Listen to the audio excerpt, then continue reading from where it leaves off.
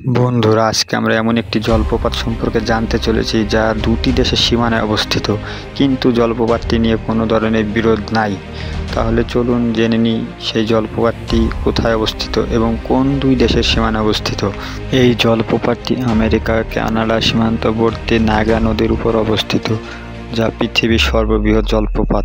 প্রতি মিনিটে 6 কোটি ঘনমিটার জল প্রবাহিত করছে জলপ্রপাতটি, যা বিশ্বে বিরল, যা এই জলপ্রপাতটির প্রধান শক্তির উৎস। এই জলপ্রপাতটি শেষ বরফ যুগে সৃষ্ট একটি জলপ্রপাত।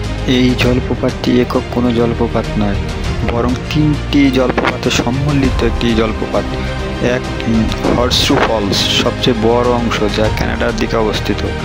2, আমেরিকান ফলস ও ব্রাইডাল ভেল ফলস, এই দুটি মার্কিন যুক্তরাষ্ট্রের দিকে অবস্থিত।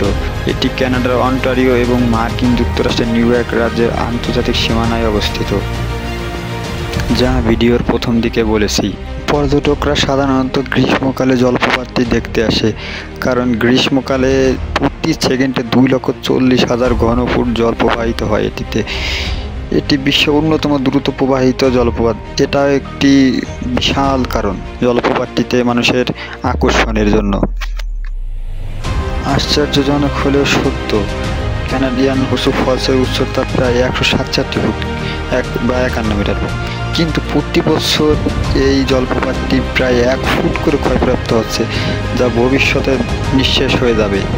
নাটকীয়ভাবে আমেরিকা এবং কানাডার জন্য এই নায়াগ্রা জলপ্রপাত একটি বিদ্যুতের বিশাল উৎস।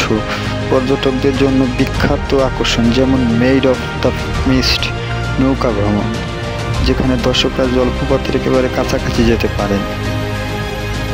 নৌকা ভ্রমণের মাধ্যমে এই জলপ্রপাতের অপরূপ সৌন্দর্য খুব কাছ থেকে দেখা যায় এবং উপভোগ করা যায়। তবে রাতের বেলায়ও জলপ্রপাতটি অসাধারণ দেখায়, যা পর্যটকদের জন্য বিশেষ একটি আকর্ষণ হয়ে থাকে। প্রথম যে মানুষ এই জলপ্রপাত ব্যারেলের মধ্য দিয়ে পার হয়েছিলেন তার নাম অ্যানি এডসন টেইলর।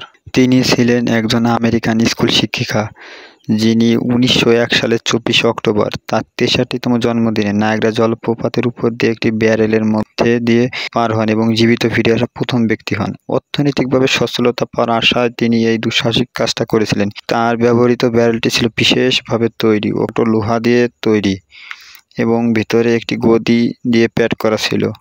ব্যারেলের মধ্যে যাত্রাটি 20 মিনিটের কম সময় নিয়েছিল। তিনি সামান্য আঘাত পেলে অক্ষত অবস্থায় বেরিয়ে আসেন।